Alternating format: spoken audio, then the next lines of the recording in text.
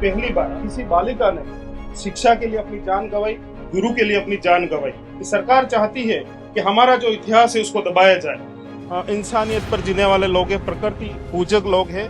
इस शिक्षा की देवी के लिए क्या उबाल आता है, आप आने वाले समय में उस उबाल को देखोगे। भारत के इस इतिहास में आपने देखा होगा कि पहली बार किसी बालिका ने शिक्षा के लिए अपनी जान गंवाई, गुरु के लिए अपनी जान गंवाई।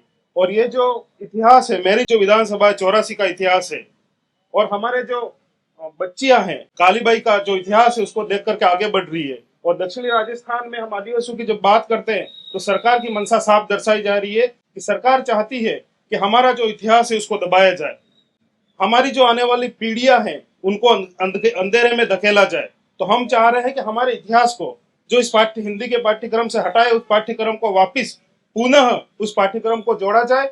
और हमारे अगर सरकार इस बात को, हमारी जो बात इस बात को अमल नहीं करती है और इस पाठ्यक्रम को वापिस नहीं जोड़ती है, तो दक्षिणी राजस्थान में इस शिक्षा की देवी के लिए क्या उबाल आता है, आप आने वाले समय में उस उबाल को देखोगे। अंतर पे मैं नहीं जाना चाहूंगा। हम इंसानियत पर जीने वाले लोग हैं, प्रकृति पूजक लोग हैं, और सभी धर्मों की हम सम्मान करते हैं और हम हमारे तरीके से जीते। मैं धर्मों पे कोई कमेंट नहीं करना चाहूंगा।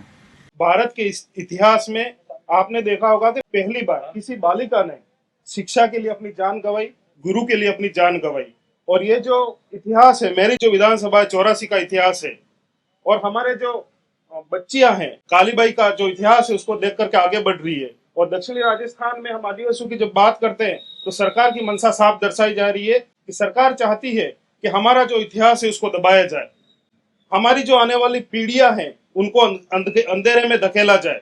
तो हम चाह रहे हैं कि हमारे इतिहास को जो इस हिंदी के पाठ्यक्रम से हटाए, उस पाठ्यक्रम को वापिस पुनः उस पाठ्यक्रम को जोड़ा जाए।